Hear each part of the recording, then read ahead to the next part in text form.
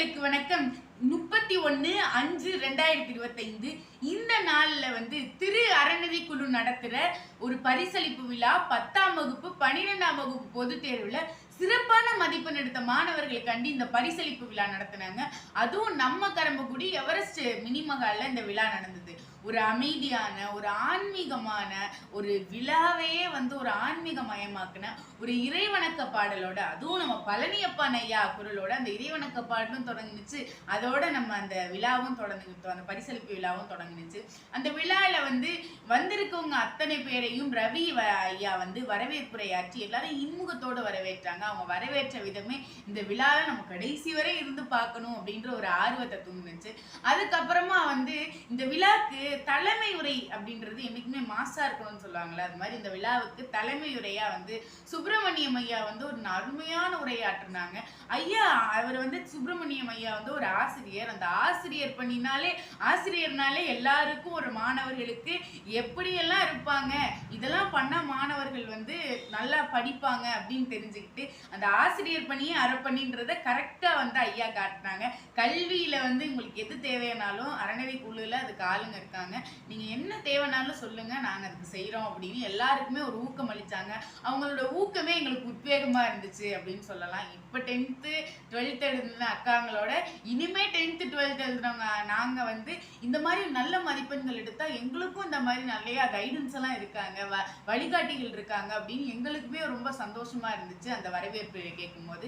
அதுக்கப்புறம் தீஷா திரவிராஜ் ஆகிய அதை வரவேற்புடைன்னு சொல்ல தலைமை உரை, வரவேற்புடை தலைமை எல்லாத்தையும் கேட்கும் போது அப்படிதான் இருந்துச்சு. இன்னும் அந்த விழால என்னென்னலாம் உரைகள் இருக்கு அப்படின்னு நாங்க காத்துட்டு இருந்த போது தீஷா திரவிராஜ் ஆகிய நான் அங்க உரையாற்றினேன். சிலப்பதிகார சொற்பொழிவு பத்தி உரையாற்றினேன்.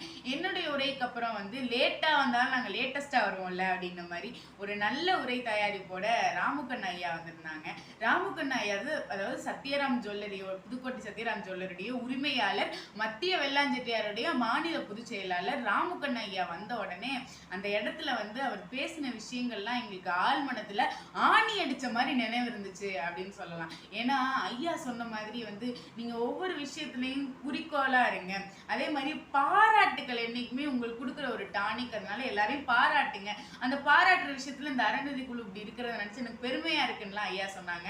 அதே மாதிரி இந்த பாராட்டு ஒரு டானிக்ன்ற மாதிரியும் நம்ம இன்னைக்குமே ஒரு சின்ன விஷயத்துல இருந்து கூட நம்ம பெரிய வாழ்க்கை பாடத்தையே கத்துக்கலாம். ஒரு பில்டிங்ஸ் கட்டுற ஒரு விஷயத்துல இருந்து பெரிய ஒரு வாழ்க்கை பாடத்தை கற்றுக் கொடுத்து யாருமே இங்க பயனற்றவங்க கிடையாது, எல்லாருக்கிட்டே ஒரு பயன் இருக்கு அப்படின்னு சொல்லி ஐயா சொல்லி அவங்க உரையை முடிக்கும் போது எங்க எல்லாருக்குமே நம்மளும் ஒரு சாதனையாளர் அப்படின்ற அங்க இருந்த எல்லாருக்குமே இந்த உணர்வை தூண்டுற மாதிரி ஐயாவுடைய உரை இருந்தது.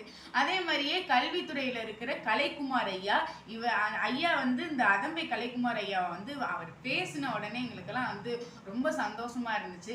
ஏன்னா நீங்க என்னைக்குமே அவருடைய அறிவுரையை எங்க வாழ்க்கையில செலுத்தணும்னா கண்டிப்பா எங்க வாழ்க்கையில ரொம்ப பெரிய நிலை அடைவோம் அப்படின்ற மாதிரியான அறிவுரைகள்ல தான் ஐயா கொடுத்தாங்க. ஐயா கொடுக்கும்போது என்ன சொன்னாங்க அப்படின்னா, நீங்க என்னைக்குமே ஒரு குறிக்கோளோட இருக்கணும் அப்படின்னு கலைக்குமார் ஐயா சொன்னாங்க. அதே மாதிரியே நீங்க எப்பவுமே குறிக்கோளோட இருக்கணும், அதே மாதிரி எல்லாத்தையும் தெரிஞ்சு வச்சிருக்கணும். நீ இப்போதைக்கு நம்ம குழந்தைங்கள்ல யாருமே IAS IPS இல்லை, அதனால அதுக்கும் நீங்க முயற்சி பண்ணணும் அப்படின்னு எங்களுக்கு புதுசா நீங்க என்னென்னலாம் முயற்சி பண்ணலான்னு ஒரு ஐடியா கொடுத்தாங்க. அவங்களுடைய நண்பன் மகன் IAS ஆனது அந்த கதையெல்லாம் சொன்னாங்க. இந்த மாதிரி ஒரு சின்ன ஸ்கூல்ல படிச்சவங்க தான் இவ்வளவு பெரிய ஆளா வந்திருக்காங்கும் போது உங்களாலே வர முடியும் அப்படின்னு ஒரு நல்ல இன்ஸ்பிரேஷன் எங்களுக்காண்டி கொடுத்தாங்க.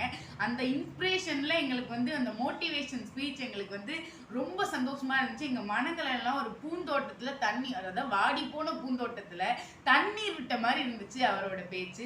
அதே மாதிரியே அடுத்து புதுக்கோட்டை மத்திய வெள்ளாஞ்செட்டியாருடைய மாவட்ட தலைவர் அதாவது மதிய ஐயா வந்திருந்தாங்க. மதிய ஐயா பேசும்போது கல்வியோட அவசியம் என்ன, என்னைக்குமே பெற்றோர்கள் சேர்த்து வைக்கிற பெரிய சொத்து கல்விதான் அப்படின்னு சொல்லி அங்கிருந்த பெற்றோர்களுக்கும் நீங்க படிக்க வைங்க உங்க பிள்ளைங்களை அப்படின்னு ஆணித்தரமா சொல்ற மாதிரி மதிய ஐயாவும் அவங்களுடைய பேச்சை கொடுத்தாங்க.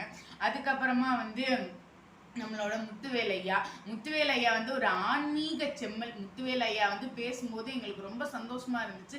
ஐயா எல்லாமே இருக்கணும், நமக்கு அறிவு, திறமை, கல்வி, ஒழுக்கம், வீரம்னு எல்லாமே இருந்தாதான் நம்மளால வாழ்க்கையில சாதிக்க முடியும் அப்படின்னு சொல்லி ரொம்ப ஊக்கமளிச்சாங்க. அதே மாதிரியே அதாவது பாப்பா நாட்டு நகரத்தாருடைய தலைவர் ஐயா சாமி கண்ண ஐயா வந்திருந்தாங்கல்ல, இவங்க என்னமா ஊக்கமளிச்சாங்க அப்படின்னு ஆர்வமா நீங்க தொலைபேசியை வந்து கண்ணுக்கிட்ட கொண்டு வரது எனக்கு தெரியுது. அது என்ன காரணம் அப்படின்னா, ஐயா வந்து வரவேற்புரை, அதாவது வாழ்த்துரை ஆட்டுறதுக்கு முன்னாடி என்ன சொன்னாங்கன்னா, அதாவது நீங்க எல்லாரும் வாழ்த்துரை பண்ணுங்க, எல்லாரும் பாராட்டுரை பண்ணுங்க, எல்லாருமே மோட்டிவேஷன் பண்ணுங்க, நான் பாக்குறேன் அப்படின்னு விட்டு கொடுத்து ஐயா போனாங்கல்ல, அந்த மனதை பார்க்கும்போது எங்களுக்கு ரொம்ப பெருமையா இருந்துச்சு. அப்ப ஐயா மாதிரி விட்டு கொடுக்குற மனம் இருந்தாலும் நம்மளை எல்லாரும் மதிப்பாங்க அப்படின்ற ஒரு பெரிய பாடத்தை பேசாமலே ஐயா வந்து எங்களுக்கு கற்றுக் கொடுத்தாங்க. அது எங்களுக்கு ரொம்ப ஒரு சந்தோஷத்தை, ஒரு மகிழ்ச்சி அளிச்சிச்சு.